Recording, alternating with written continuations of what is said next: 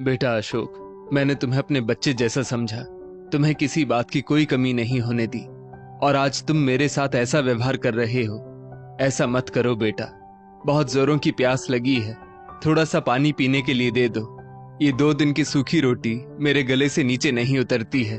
किसी तरह चबाकर पानी पी लूंगा तो शांति मिलेगी। देखो, कल मुझे टूटी हुई खाट से कैसे चोट लग गई। मेरे पैरों से कितना खून बहा है। अब ये मुलायम चमड़ी बिना दवाई के तो ठीक होगी नहीं। बेटा, कुछ मलहम ही लाकर दे दो तो लगा लूं। वृद्ध सुधीर बाबू अपने भतीजे अशोक से रोते हुए विनती करते हैं। अशोक गुस्से में बोला, मलहम के लिए पैसे कहां से आएंगे? पैसे क्या पेड़ पर उगते हैं? जो मिलता है खाने के लिए चुपचाप खा लीजिए, फिर 2 दिन बाद रोटी मिलेगी, वरना इसी अंधेरी कोठरी में आपका मजार बन जाएगा, समझे? तभी अशोक की पत्नी नैना वहां आई और बोली, सुनिए, कुछ तो दया कीजिए इन पर। एक समय में इन्होंने आपके लिए क्या कुछ नहीं किया, और अब तो आस पड़ोस के लोगों को भी इनकी दुर्दशा की भनक पड़ गई होगी। कहीं वो लोग पुलिस में जाकर कंप्लेन ना कर दें, या फिर कहीं हमें समाज से बाहर ना कर दें। कम से कम यही सोचकर इनको भरपेट खाना तो खाने दीजिए। अशोक चिल्लाकर बोला, बड़ी हिमायती बन रही हो मेरे चाचा की। क्या इन्होंने किसी खजाने की चाबी तुम्हें दे दी है? अरे, इनके पास जो भी कुछ था वो पहले ही मुझे दे चुके हैं। अब इनके पास कुछ नहीं तो फिर मैं क्यों इस बुढ़े को पालता रहूं? समझ में नहीं आ रहा, खाना पीना बंद करने के बाद भी ये बुढ़ा जिंदा कैसे है? अब जाओ यहां से, और खबरदार, जो मेरे मामले में हस्तक्षेप करने की कोशिश की तो। अशोक की दमदार आवाज के सामने नैना भीगी बिल्ली की तरह थी। वो दूर से हाथ जोड़कर अपने चाचा ससुर से माफी मांगती हुई चुपचाप वहां से चली गई। थोड़ी देर बाद अशोक दुकान पर चला गया। नैना ने इधर उधर देखा और चुपके से 2 रोटी में कुछ सब्जी डालकर खिड़की से अंदर फेंक दी। सुधीर बाबू जल्दी से उस रोटी को लेकर चबाने लगे और अपने पेट की आग बुझाने लगे। घर में एक नैना ही थी जिससे सुधीर बाबू को कुछ उम्मीद थी।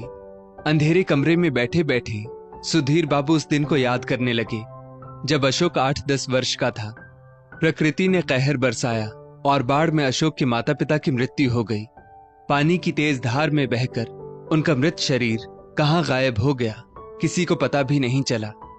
सुधीर बाबू, जो अशोक के चाचा थे और निसंतान थे, उन्होंने अशोक को सहारा दिया और उसका पालन पोषण करने की जिम्मेदारी अपने ऊपर ली। सुधीर बाबू की उस कस्बे में एक बर्तनों की दुकान थी जो अच्छी चलती थी, तो उन्होंने अशोक की शिक्षा का भी बंदोबस्त कर दिया। वो उसे किसी चीज की कभी कमी नहीं होने देते थे। जब उसने मैट्रिक पास की तो वो आगे बढ़कर सुधीर बाबू का काम में हाथ बटाने लगा। समय बीता। सुधीर बाबू ने एक योग्य कन्या नैना से अशोक की शादी करवा दी। समय रहते ही अशोक के 2 बच्चे भी हुए। जैसे जैसे बच्चे बड़े हो रहे थे, सुधीर बाबू की उम्र भी ढलती जा रही थी, और एक दिन उनकी पत्नी, जो अक्सर बीमार रहती थी, उनकी भी मृत्यु हो गई। तो दुखी सुधीर बाबू ने दुकान की सारी जिम्मेदारी अपनी मर्जी से अशोक के कंधों पर डाल दी। जैसे ही दुकान की बागडोर अशोक के हाथ में आई, उसके तो रंग ढंग ही बदल गए। अब वो रास्ते पर तन के चलता था, क्योंकि अब वो भी एक दुकान का मालिक था, जो उस कस्बे में बड़ी बात थी। एक दिन उसके सामने अचानक से एक बूढ़ा व्यक्ति आ गया, तो अशोक ने कहा, मरने के लिए तुम्हें मैं ही दिखा जो मेरी साइकिल के सामने आ गए। तुम्हें पता नहीं कि मैं एक दुकान का मालिक हूं? तुम जैसे बूढ़े आदमियों को तो जीने का कोई अधिकार ही नहीं होना चाहिए। तुम सब बोझ हो। अशोक ने अपनी गलती नहीं मानी और इतना कहकर आगे निकल गया। उसकी बातें सुनकर आसपास के लोग हैरान थे। तभी एक दुकानदार ने कहा, देखो तो, पैसे आ जाने से इंसान कितना बदल जाता है। यही लड़का एक वक्त 2 रोटी के लिए इधर उधर भटकता था। माँ बाप के जाने के बाद चाचा ने सहारा क्या दिया, इसके तो रंग ही बदल गए। पैसों की चमक और दुकान का मालिक होने के कारण अशोक के मन में दौलत पाने की और इच्छा जगने लगी। पैसे की तृष्णा ने उसे गलत मार्ग पर चलने के लिए प्रेरित कर दिया। एक रोज अशोक दुकान से जब घर आया तो सुधीर बाबू से बोला, चाचा जी, आप बहुत बीमार रहते हैं। सोचता हूँ आपकी एक 15 लाख की इंश्योरेंस करवा देता हूँ। कभी बीमार होंगे तो मुफ्त में आपका इलाज तो हो जाएगा, और मुफ्त में ना भी हो तो आप पर मैं पूरी दुनिया की दौलत लुटा सकता हूँ। सुधीर बाबू बहुत खुश हुए और बोले, बेटा, तुम मेरे अपने बेटे ना होकर भी मेरे अपने हो और मेरे बारे में कितना सोचते हो। बताओ मुझे क्या करना है। अशोक ने कुछ कागज निकाले और बोला, चाचा जी बस इस पर दस्तखत कर दीजिए, इसकी कुछ राशि जमा करनी होगी, वो मैं कर दूंगा। इतना कहकर उसने सुधीर बाबू से उस कागज पर और दुकान और घर के कागजातों पर भी दस्तखत करवा लिए। कई किश्तों की राशि जमा करने के बाद एक दिन अशोक सोचने लगा कि कैसे जल्दी से जल्दी वो 15 लाख का चेक उसके हाथ में आए। इसी लालच में उसने सुधीर बाबू के साथ बुरा व्यवहार करना शुरू कर दिया और उन्हें यातनाएं देने लगा। जब भी सुधीर बाबू खाने के लिए बैठते, वो उनकी थाली से एक एक करके रोटी कम करने लगा और बोला, अरे चाचा जी इतना खाओगे तो कैसे पचेगा, एक रोटी कम कर दो। शाम में जब सुधीर बाबू चाय पीने लगे तो उनके हाथों से कप लेकर वो बोला, नैना चाचा जी को दूध की चाय मत दिया करो, बुढ़ापे में दूध जल्दी हजम नहीं होता है, तो अब चाचा जी का खाना पीना कम कर दो। नैना हैरान थी। वो बेचारी सीधी सादी युवती थी, पति के सामने उसकी कुछ चलती नहीं थी, तो वो चुपचाप सिर झुकाकर पति की हर बात मान लेती थी।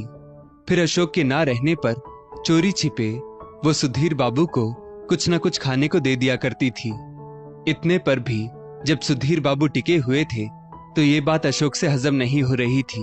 उसने उन्हें एक कमरे में बंद कर दिया और बोला, चाचा जी अब आप इस कमरे से बाहर नहीं निकलेंगे, जो भी आपको चाहिए होगा यहाँ मिल जाएगा, और खबरदार जो मेरी इजाजत के बिना इस कमरे से बाहर आए तो। सुधीर बाबू रोते चिल्लाते हुए बोले, बेटा तुम मेरे साथ ऐसा क्यों कर रहे हो, आखिर मैंने क्या गलती कर दी। पर अशोक तो उनकी एक बात नहीं सुनता और उसने उन्हें कैदियों की तरह घर में रहने पर विवश कर दिया। कुछ ही समय बाद सुधीर बाबू का हुलिया ही बदल गया। बढ़े हुए बाल, बड़ी हुई दाढ़ी और मैले कुचैले कपड़ों में वो बिल्कुल भिखारी की तरह दिखते थे। अब तो उन्हें किसी से मिलने भी नहीं दिया जाता था। एक रोज सुधीर बाबू ने अशोक से विनती की, बेटा इस कमरे में बहुत मच्छर है, बहुत अंधेरा है, एक बल्ब भी लगा दो, और तुम मेरे खाने में कटौती क्यों कर रहे हो, आखिर बात क्या है। अशोक बोला, दुकान नहीं चल रही है, पूरा व्यापार चौपट हो गया है और आपको खाने की पड़ी है। करीब एक हफ्ते से दुकान में बोहनी तक नहीं हुई है। तंगी और दुख तकलीफ झेलते झेलते मेरी हालत खराब हो रही है और आपको बिजली और बल्ब की पड़ी है। समय बीता। जब आस पड़ोस के लोग सुधीर बाबू को नहीं देख रहे थे तो एक दिन अशोक की अनुपस्थिति में कुछ लोग उसके घर गए। नैना ने इशारों में सुधीर बाबू के कमरे की तरफ इशारा किया और बोली, मेरे पति से बहुत बड़ी भूल हो रही है, वो अपने पिता समान चाचा के साथ अच्छा व्यवहार नहीं कर रहे हैं। कृपा कीजिए और चाचा जी की मदद कीजिए। बस उनके सामने मेरा नाम नहीं आना चाहिए, वरना मेरी गृहस्थी उजड़ जाएगी। उन लोगों ने अशोक को भनक तक नहीं लगने दी और एक दिन अशोक जब दुकान खोलने आया तो 2-4 लोग दुकान के पास आकर बोले, अरे अशोक दुकान खोलकर बैठे हो, सुना है सुधीर बाबू की तबीयत ठीक नहीं है। अशोक ने उन सबकी बातों को नकारते हुए कहा, नहीं चाचा जी बिल्कुल ठीक है, सुबह ही तो जमकर नाश्ता किया, चाय भी पी है, कैसी बात करते हैं आप लोग, जाइए अपना अपना काम कीजिए। उन्हीं में से एक आदमी ने कहा, भाई साहब क्या ये सब लोग झूठ बोल रहे हैं, क्या इसके लिए इनको इनाम मिलेगा, गजब आदमी हो यार, तुम्हारे चाचा कब से बीमार, घर में नजरबंद है, अब वो दिखते नहीं है तो नजरबंद हुई है ना, और तुम पैसा कमाने के लिए यहाँ दुकान पर बैठे हो, वाह। 1-2 लोगों के सवाल करने पर आसपास के सभी दुकानदार अशोक को रोक रोक कर पूछने लगे, अरे अशोक सुधीर बाबू आजकल दिखते नहीं हैं, क्या बात है, क्या ये लोग सही कह रहे हैं कि तुमने उन्हें नजरबंद कर रखा है।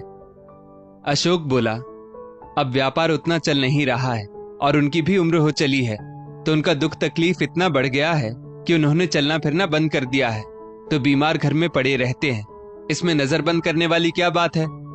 इस पर पड़ोसियों ने कहा, इलाज करवा रहे हैं या ऐसे ही छोड़ दिया। अशोक बोला, नहीं नहीं इलाज करवा रहा हूं, यहां तक कि उनका इंश्योरेंस भी करवा कर रखा है। एक पड़ोसी ने कहा, उस इंश्योरेंस का चेक तो तुम्हें ही मिलेगा, क्योंकि बीमा धारक की मौत के बाद पैसे नॉमिनी को ही मिलते हैं, और नॉमिनी में तो सुधीर बाबू ने तुम्हारा ही नाम दिया होगा। अब उन्होंने इतना किया है तो उनकी सेवा करो, ये नहीं कि नॉमिनी के पैसों के चलते अपने चाचा को सूली पर लटका देना। लोगों से अशोक का आचरण छुपा हुआ नहीं था।